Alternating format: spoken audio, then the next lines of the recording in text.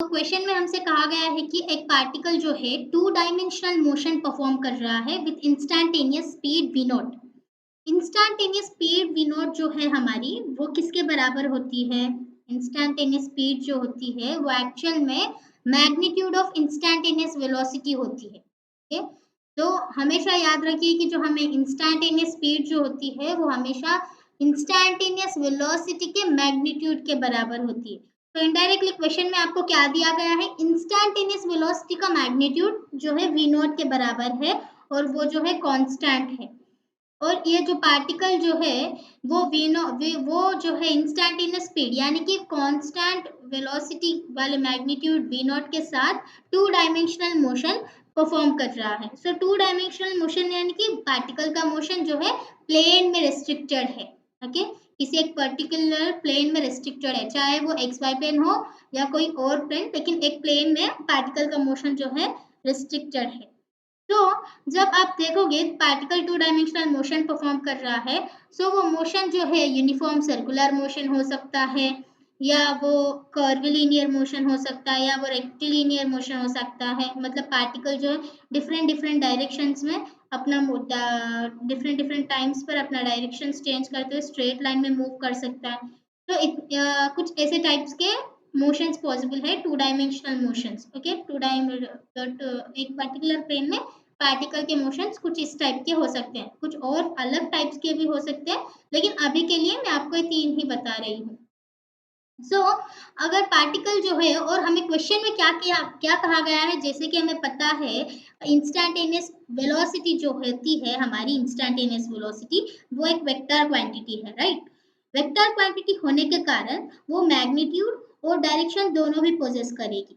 हमें क्वेश्चन में जो है वेलोसिटी इंस्टैन्टेनियस वेलोसिटी के मैग्नीट्यूड के बारे में बताया गया है जो कि वी नॉट है, जो कि कांस्टेंट है। तो इंस्टैन्टेनियस वेलोसिटी का हमें मैग्नीट्यूड दे दिया गया है, वी नॉट है वो, और उसके डायरेक्शन के बारे में कुछ भी स्पेसिफाई नहीं किया गया है। तो हम ये सपोज कर सकते हैं कि तो हम ये अंडरस्टैंड कर सकते हैं कि जो पार्टिकल का डायरेक्शन है वो चेंज होता रहेगा, लेकिन उसकी जो पार्टिकल की वेलोसिटी की जो मैग्नीट्यूड है वो हमेशा कांस्टेंट होगी, वी नॉट के बराबर होगी। हम ये सपोज कर चलते हैं।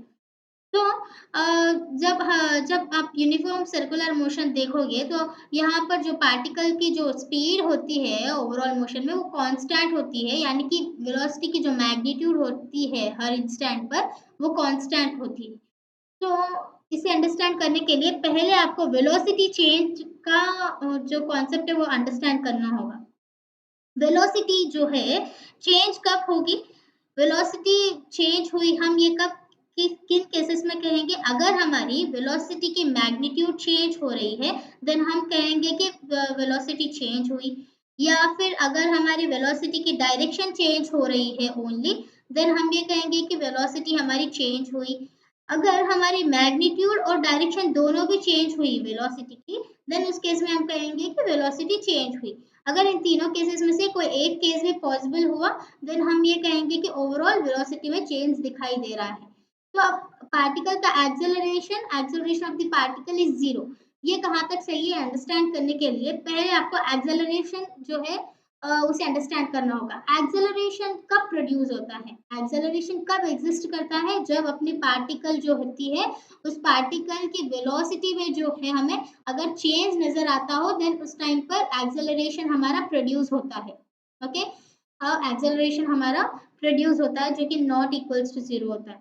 तो आप जब टू डायमेंशनल मोशन देखोगे पार्टिकल का, अगर वो सर्कुलर मोशन परफॉर्म कर रहा है, देन आप कुछ इंस्टेंट के बाद एक इंस्टेंट पर अगर आप वेलोसिटी की डायरेक्शन निकालोगे, वो कुछ इस तरह होगी टैंजेंट, और आप कुछ दूसरे इंस्टेंट पर अगर वेलोसिटी की डायरेक्शन निकालोगे, देन उस वेलोसिटी की डायरेक्शन कुछ इस तरह होगी। लेकिन अब दोनों केसेस पर अगर मैं वेलोसिटी की मैग्नीट्यूड की बात करूँ, देन वो वी नॉट ही है दोनों केसेस में। लेकिन क्या चेंज हुआ यहाँ पर? वेलोसिटी की जो डायरेक्शन है वो चेंज हुई। तो ओवरऑल मैं कह सकती हूँ कि यहाँ पर मुझे ये जो टू डायमेंशनल मोशन है पार्टिकल का, यहाँ पर मुझे चेंज देखने को मिला वेलोसिटी का। ओके, तो यहाँ पर मुझे वेलोसिटी में चेंज देखने को मिला, सो इस कारण यहाँ पर जो है एक्सेलरेशन भी प्रोड्यूस हो जाएगा। सो हमारा जो एक्सेलरेशन है वो acceleration v square v naught square by r के बराबर होगा, where r is a radius. तो आप यहाँ पर देख सकते हो कि हमारा जो एक्सेलरेशन जो प्रोड्यूस हुआ है वो जीरो के बराबर नहीं है, जबकि ये particle two dimensional motion perform कर रहा है विद इंस्टैन्टेनियस वेलोसिटी के v के साथ टू डायमेंशनल मोशन परफॉर्म करने पर भी यहाँ पर acceleration not equals to zero आ रही है।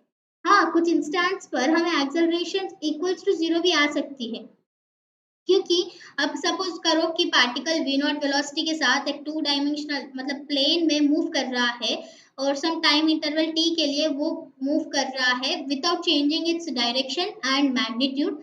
देन उस केस में अगर मैं इस पर्टिकुलर इंटरवल की बात करूं, देन इस केस में मुझे जो एक्सेलरेशन आएगा वो जीरो आएगा, क्योंकि आप यहाँ पर देख सकते हो कि t टाइम इंटरवल के लिए यहाँ पर वेलोसिटी का डायरेक्शन चेंज हुआ है, ना उसकी मैग्नीट्यूड। सो यहाँ पर इस केस में ये भी पॉसिबिलिटी है कि जो एक्सेलरेशन है वो जीरो आ सकता है, और हमें ये भी पॉसिबिलिटी देखने को मिली कि जो एक्सेलरेशन है नॉट इक्वल्स टू जीरो भी हो सकता है।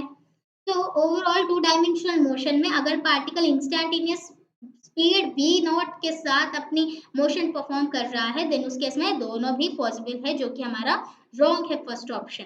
कमिंग टू ऑप्शन बी क्या कहता है कि acceleration of the particle is bounded. Acceleration of the particle is bounded को अंडरस्टैंड करने के लिए पहले आपको एक सेंटेंस अंडरस्टैंड करना होगा कि बाउंडेड का मतलब क्या होता है। तो मैं उस सेंटेंस को पहले यहाँ लिख देती हूँ। सो हम पार्टिकल की एक्सेलरेशन को बाउंडेड कब कहेंगे? Acceleration of the particle is said to be bounded if its velocity can not change too quickly.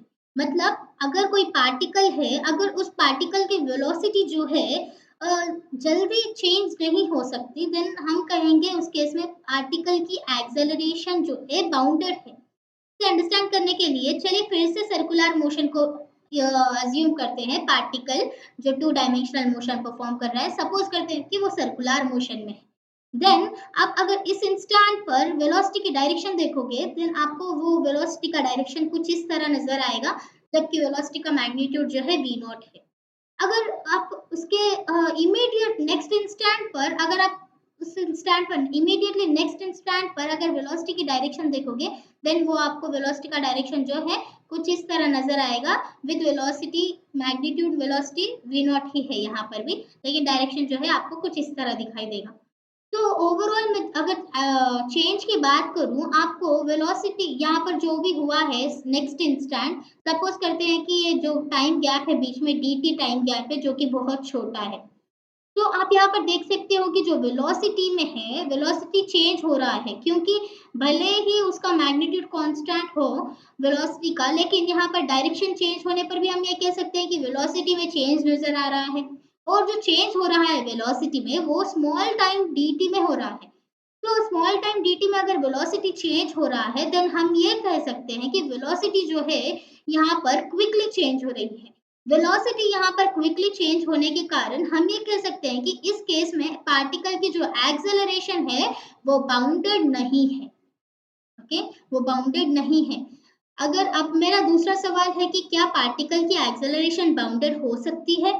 हाँ, बाउंडेड भी हो सकती है, क्योंकि अगर सपोज करो कि पार्टिकल जो है some straight line motion perform कर रहा है some time t some for time interval delta t, then इस केस में जो पार्टिकल की वेलोसिटी का मैग्नीट्यूड है v नॉट है, और इस केस में जो पार्टिकल का डायरेक्शन है वेलोसिटी का वो कुछ इस तरह है, और जो पार्टिकल का डायरेक्शन सेकेंड स्टैंड में वो कुछ इस तरह है। देन आप यहाँ पर देख सकते हो कि जो यहाँ पर जो वेलोसिटी के डायरेक्शन में चेंज हुआ, जो कि पहले इस तरह था अब इस तरह हो गया, ये चेंज आपको sum delta t large time interval में देखने को मिला। मतलब यहाँ पर इस केस में वेलोसिटी जो है क्विकली चेंज नहीं हो रही। तो क्विकली चेंज नहीं होने के कारण यहाँ पर एक्सेलरेशन जो है हमारी बाउंडेड हो जाएगी। तो हमारे दो केसेस पॉसिबल है। सो हम ये कह सकते हैं कि acceleration of the particle may be bounded और मे नॉट बी बाउंडेड। तो हमारा ऑप्शन बी भी जो है नेसेसरली ट्रू नहीं होगा। कमिंग टू ऑप्शन सी क्या कहता है कि acceleration of the particle is necessarily in the plane of motion. इसे अंडरस्टैंड करने के लिए आपने जब वेक्टर्स चैप्टर पढ़ा होगा तो आपने देखा ही होगा कि जो एक्सेलरेशन होता है वो delta v bar by delta t के बराबर होता है। ओके। यहाँ पर जो डेल्टा टी है वो एक स्केलर क्वांटिटी है, मतलब एक्सेलरेशन का जो डायरेक्शन होता है वो डेल्टा वी बार के अलोंग ही डायरेक्टेड होता है। तो डेल्टा वी बार जो है हमारा, ये एक्चुअली वेक्टर्स का सब्ट्रैक्शन है, मतलब वेक्टर्स का डिफरेंस है। सो आपने देखा होगा कि वेक्टर्स का जो सम करने पर या डिफरेंस करने पर जो रिजल्टेंट वेक्टर आपको ऑब्टेन होता है, वो भी इसी प्लेन में लाई करता है, ना कि अलग प्लेन में लाई करता है। वो कोई अलग प्लेन में नहीं लाई करता। जिस प्लेन में हमने दो वेक्टर्स को कंसीडर किया था, अगर हम उनका रिजल्टेंट वेक्टर निकालते हैं सब्ट्रैक्शन कर या डिफरेंस कर कर या एडिशन कर कर, देन जो रिजल्टेंट वेक्टर होता है वो भी हमें इसी प्लेन में आएगा, जो कि डेल्टा वी का जो डायरेक्शन होगा वो भी इसी प्लेन में आएगा। तो डेल्टा वी जिस डायरेक्शन में डायरेक्टेड होगा उसी डायरेक्शन में हमारा एक्सेलरेशन होगा। तो नेसेसरली ये ट्रू हो जाता है कि जो एक्सेलरेशन है वो necessarily the plane of motion हो, क्योंकि एक्सेलरेशन जो है डेल्टा वी के डायरेक्शन में डायरेक्टेड होता है। जो डेल्टा वी हमारा होता है वो प्लेन ऑफ मोशन में ही हमें मिलेगा। ओके, पार्टिकल जिस प्लेन ऑफ मोशन में मूव करती है उसी प्लेन ऑफ मोशन में हमें मिलेगा। Okay, moving to option D. Option D जो है हमारा, particle must be undergoing a uniform circular motion. जैसे कि हमने, हाँ, मैंने आपको यहाँ पर बताया था कि पार्टिकल जो है टू डायमेंशनल मोशन परफॉर्म कर रही है, लेकिन पर्टिकुलरली हम ये नहीं कह सकते कि वो यूनिफॉर्म सर्कुलर मोशन ही परफॉर्म कर रही है। वो कर्व लीनियर मोशन भी परफॉर्म कर सकती है, वो straight line rectilinear motion in different direction perform कर सकती है, और कितने के मोशन के टाइप्स यहाँ पर पॉसिबल है। बल्कि यहाँ पर मैंने सिर्फ आपको 3 ही बताए, और कई टाइप्स के मोशंस भी पॉसिबल है, टू डायमेंशनल मोशन परफॉर्म कर सकता है। यहाँ पर जरूरी नहीं कि पार्टिकल जो है must be undergoing uniform circular motion ही होगा। सो हमारा ऑप्शन डी जो है नेसेसरली ट्रू नहीं होगा। ऑप्शन सी जो है ओवरऑल करेक्ट ऑप्शन है।